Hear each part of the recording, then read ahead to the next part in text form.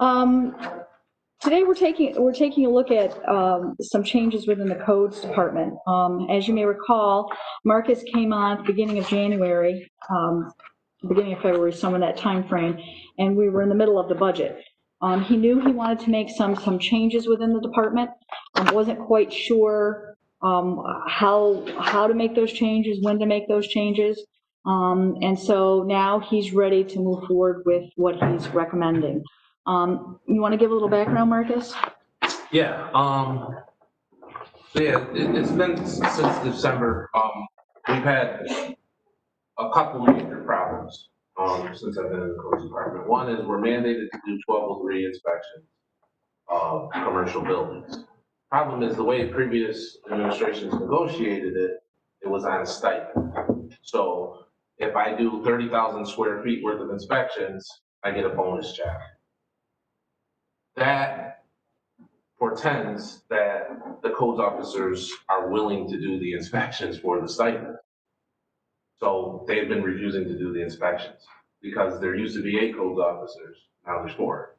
So the time it takes them to cover the square footage to get the stipend wasn't worth, to them, wasn't worth the stipend itself, because it would take them 8 months to get it as opposed to them getting 2 or 3 stipends a year.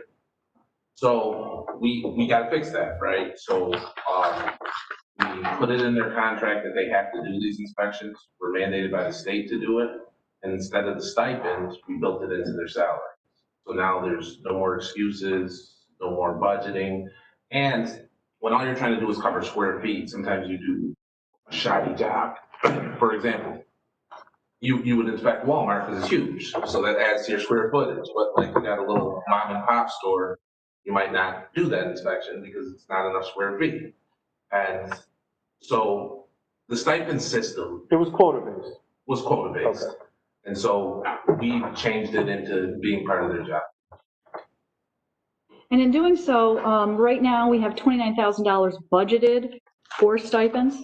And this is actually revenue neutral, or expense neutral. So we're not going to be, it's not going to be costing us anything more. We're just reallocating what we're paying. I got a question on that then, Marcus. So right now, if they didn't want to do an inspection, they didn't have to? I mean, isn't it part of their job to do it if you were told that they had to do it? No, well, no. I mean, they would have grieved it and then we could have went through the union process. Because their point is, the agreement was inspection or stipend.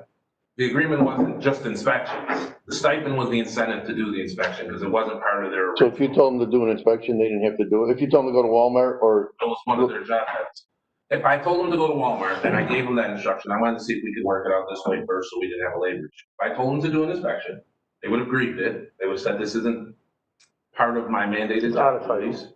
And I don't want to do it for the stipend, so I don't have to do it. Because it didn't happen until 2012. So their contract with CSA predated that. You know what I mean? So they would just say, no, this wasn't part of my job description, I'm not doing it. And then we would have had to go to an arbitrator and they figure it out. But rather than take the whole process with lawyers and everything, I wanted to see if I could find a way to just remove all doubt. Now it's in their job description. All right, but now, the question is that we're down like 4, right? Yeah. So this is, right now it's neutral because we only got, how many do we have running now? 4. So we have 4, and so we're down 4. So so that amount's gonna double, so we're gonna be about $23,000 or $33,000 more next year once we fill out the 8.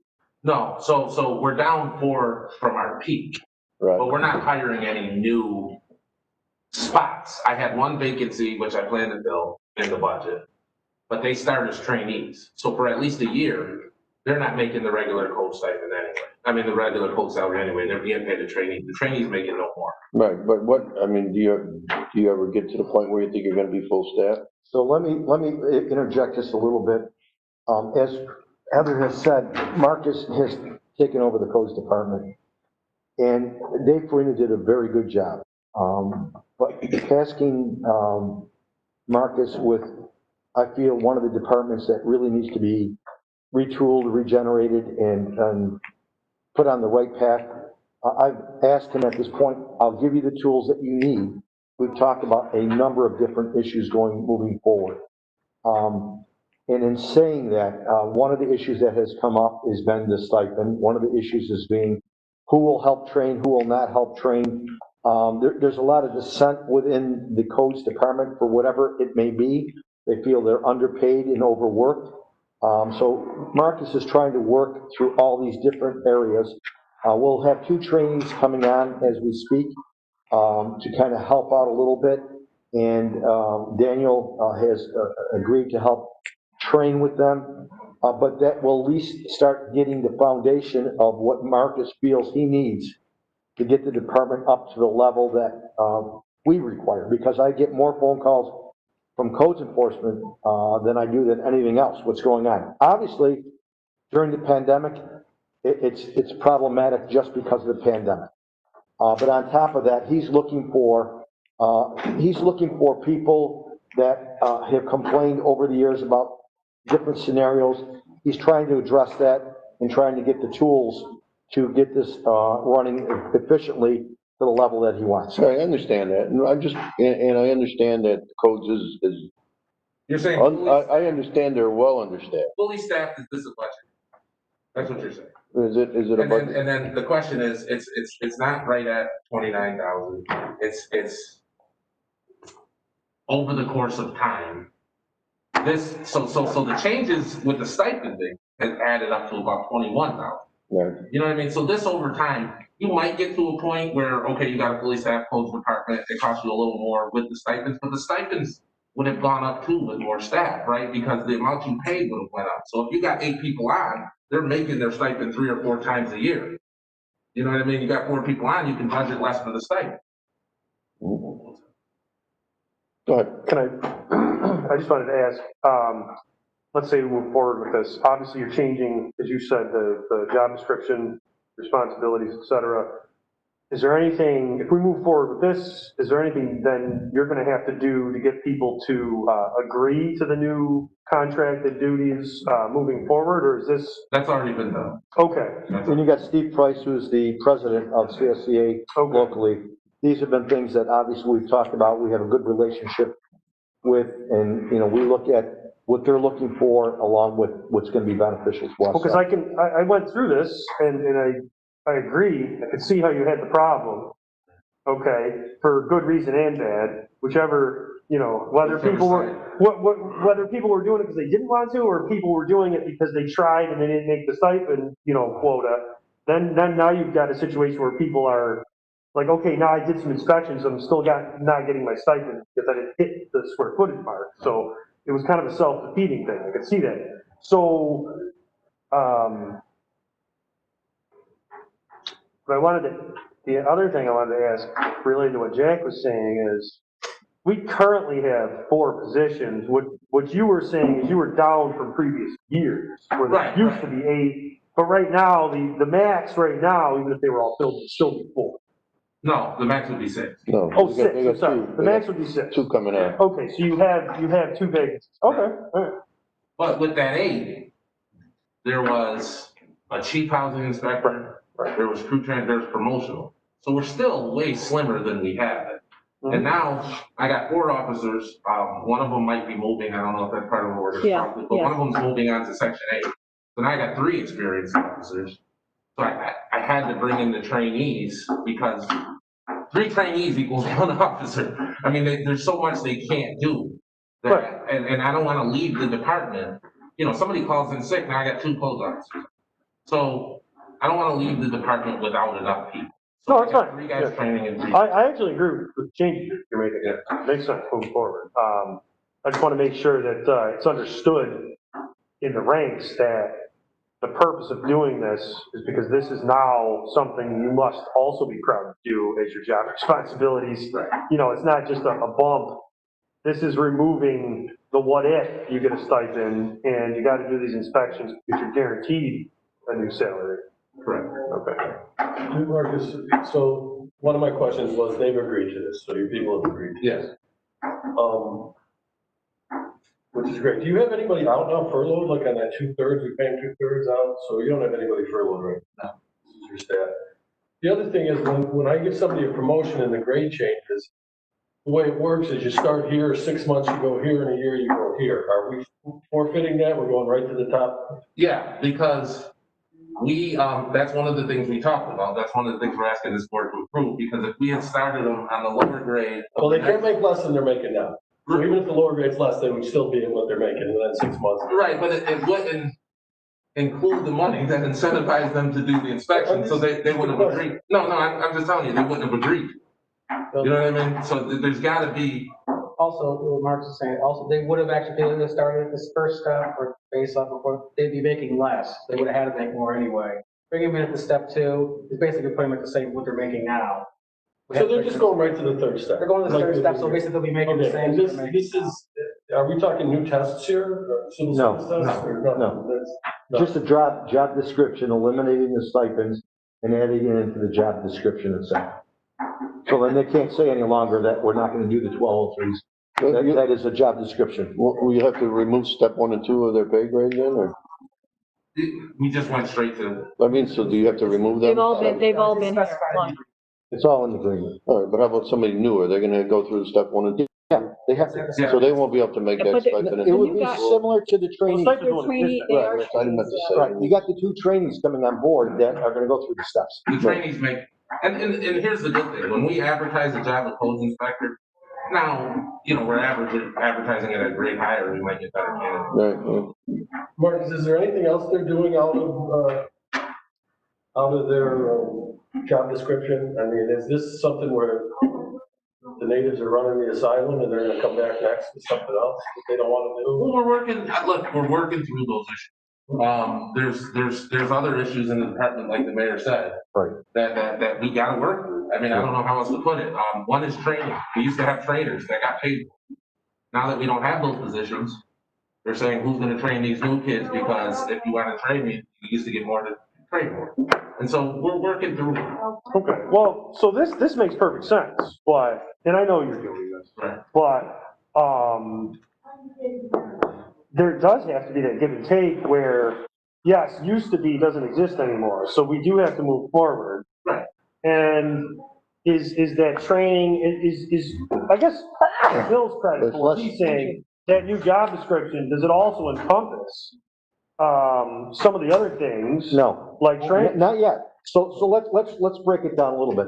We will be entering in negotiations. This was one that really had to be ramped up and really isolate Yeah, I this and already move said, this forward. makes sense. So we've done And it. it's So like- some of the other issues, Marcus is going to, along with myself and along with Steve and Heather, we're gonna look at other things that, they may be requiring, things that we're requiring to try to blend that all into the next contractual negotiations. Right, because it's all part of negotiations. I would like to have promotional positions and middle management positions because it makes sense for them to have planners of employment. So there's things that we're gonna have to work through as a department. This is the beginning. Do we know what other codes people make in other municipalities? Yeah, we're severely, if you compare us to any municipality, we're severely. I mean, it's Surprise, surprise. lower. Huh? Quite a bit. I mean, it's not even really close. Rome makes $6,000 more. How many do they have? 6 last time I was there, and the supervisor, so 7. And some of these, you know, just on another subject, some of these grades, Steve, as you know, they're ridiculous. Some of these grades are, you know, you start somebody at grade 13 or something, it's ridiculous. I mean, some of these numbers are crazy, but anyway.